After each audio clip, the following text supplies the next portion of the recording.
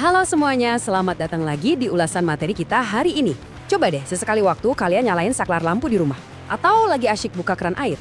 Atau mungkin pas lagi antre isi bensin. Pernah nggak sih kepikiran, apa ya yang bikin semua ini jalan terus dan nggak tiba-tiba mati gitu aja? Kita ini kan hidup di dunia yang benar-benar bergantung banget sama yang namanya infrastruktur kritis.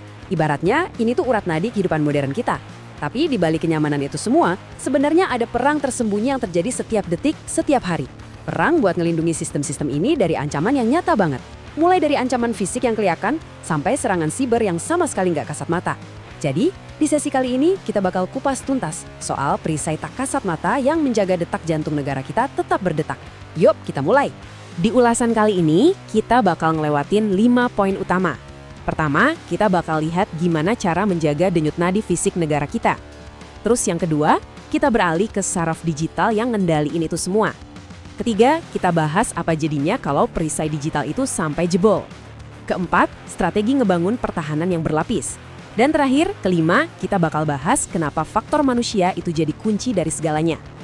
Kita masuk ke bagian pertama, menjaga denyut nadi negara.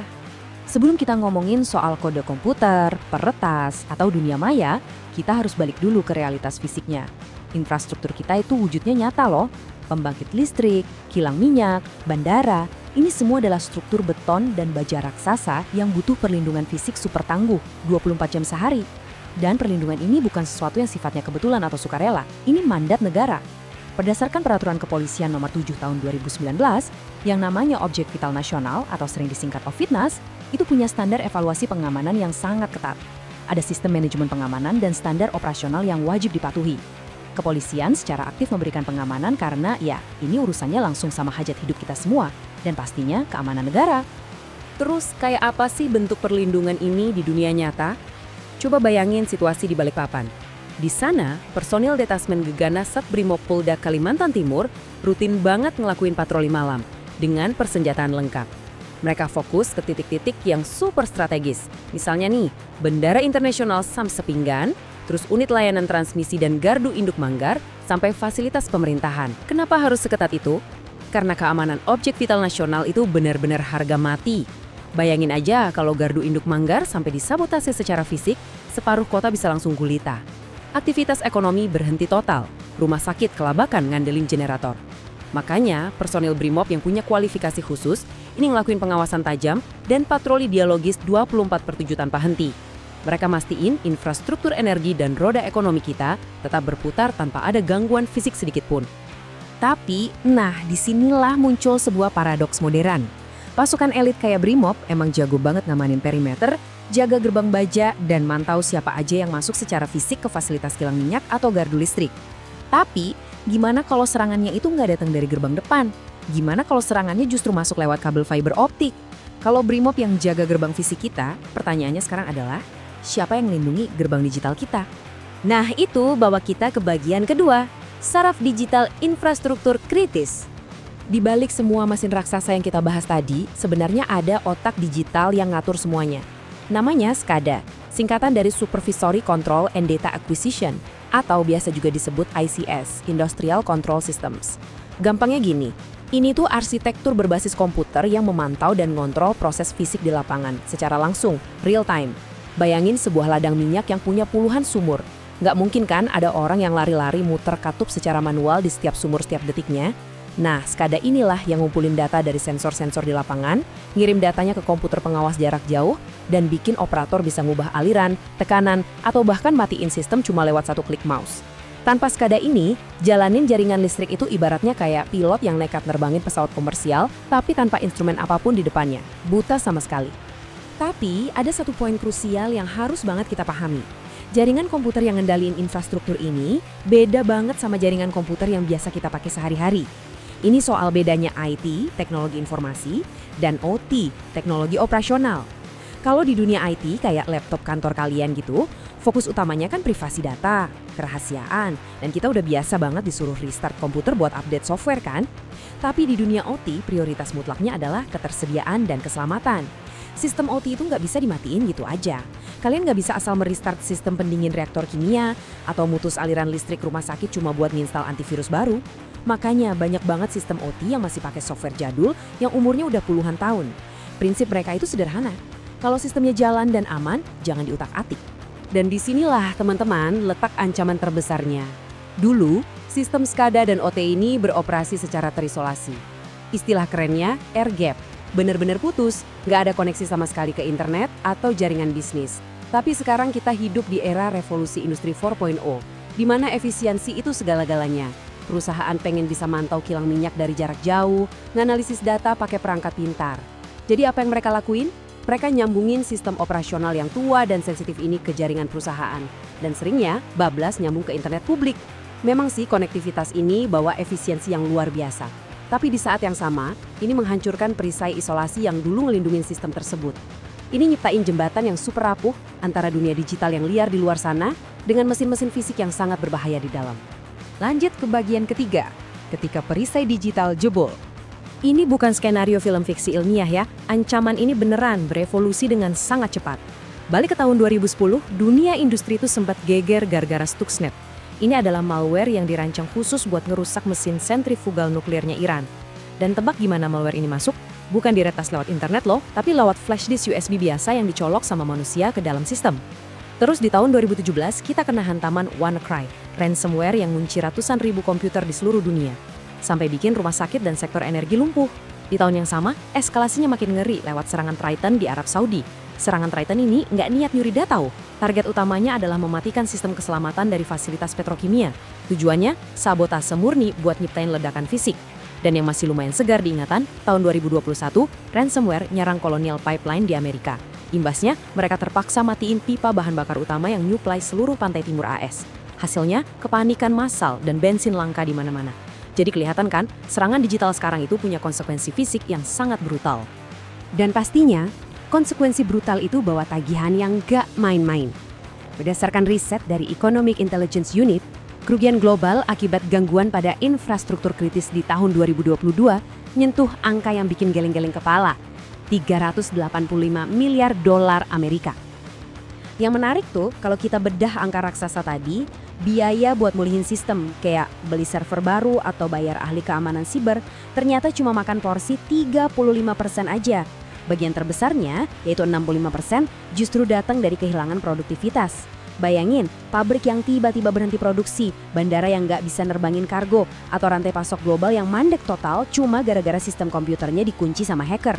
Berhentinya operasional inilah yang nguras biaya paling gila. Fakta ini pada akhirnya bikin infrastruktur kritis jadi target yang super empuk buat penjahat siber. Para peratas ini pintar. Mereka sadar kalau perusahaan yang ngurusin layanan vital kayak rumah sakit atau pam air itu nggak punya pilihan selain harus terus beroperasi. Mereka nggak bisa nunggu berhari-hari apalagi berminggu-minggu. Buktinya, serangan ransomware khusus ke sektor infrastruktur kritis ini melonjak sampai 300% cuma dalam kurun waktu 2 tahun. Dengan rata-rata biaya pemulihan nyentuh 4,5 juta dolar per insiden. Buat para kriminal, ini adalah model bisnis yang luar biasa menguntungkan. Dan buat kita, taruhannya nggak pernah setinggi ini. Bagian keempat, membangun pertahanan berlapis. Terus gimana dong cara negara merespons ancaman yang mahal dan berbahaya ini? Jawabannya ada di strategi yang komprehensif. Di Indonesia sendiri, kepolisian punya matriks audit yang sangat ketat buat yang namanya Sistem Manajemen Pengamanan Opfitnas. Dari total penilaian, coba dilihat. Bobot terbesarnya ada di konfigurasi pengamanan, yaitu 30%.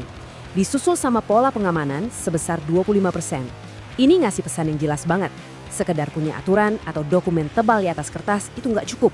Fasilitas itu harus punya konfigurasi infrastruktur dan pola operasional yang benar-benar solid di lapangan. Mulai dari penyediaan alat deteksi, manajemen resiko, sampai prosedur respons yang udah teruji kalau ada apa-apa. Nah, sebagai bagian dari pola pengamanan itu, langkah paling pertama dan mendasar adalah ngebatasin akses fisiknya. Kawasan objek vital ini harus dipisah-pisah secara ketat berdasarkan tingkat resiko ancamannya. Jadi ada sistem zonasi. Ada zona 1 merah, ini area inti yang sangat terlarang buat pihak luar. Terus ada zona 2 kuning yang aksesnya dibatasi cuma buat karyawan tertentu atau urusan logistik. Sampai ke zona 3 hijau yang sifatnya lebih terbuka buat publik atau pemukiman warga di sekitar. Konsep dasarnya simpel banget sebenarnya. Jangan pernah biarin orang yang nggak berkepentingan bisa sedekat itu sama mesin-mesin kritis. Yang kerennya, konsep zonasi fisik tadi ternyata diadopsi plek-ketiplek ke dalam dunia siber lewat strategi yang namanya pertahanan berlapis atau defense in depth. Idenya adalah kalau peretas sukses ngejebol satu tembok, mereka bakal langsung nabrak tembok lain yang jenisnya beda lagi.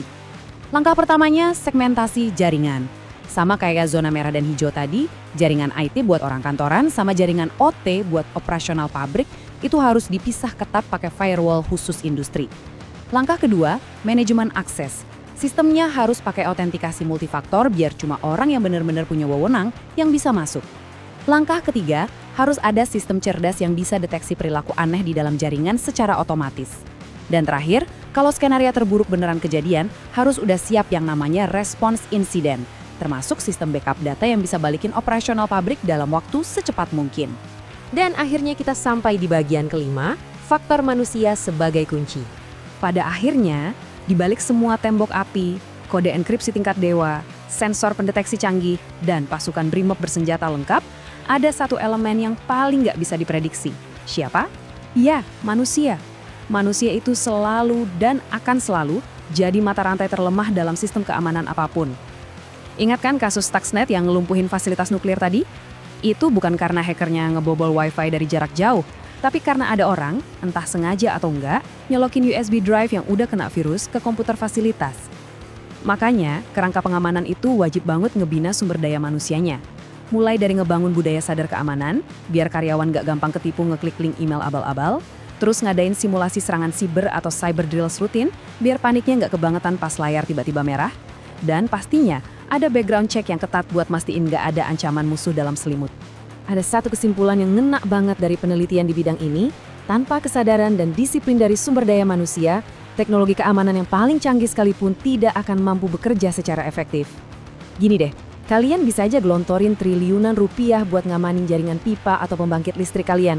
Tapi kalau ada satu aja operator level atas yang ketipu ngasih passwordnya ke orang lewat telepon, atau iseng nyolokin HP pribadinya ke jaringan operasional, boom. Semua teknologi mahal tadi langsung jadi rongsokan gak berguna. Keamanan itu bukan cuma soal ngatur konfigurasi komputer, ini soal psikologi dan budaya disiplin manusianya. Jadi, di penghujung ulasan kita kali ini, kita udah melihat betapa besarnya dedikasi pengamanan fisik di lapangan dan juga ngerinya kecanggihan para peretas di dunia maya.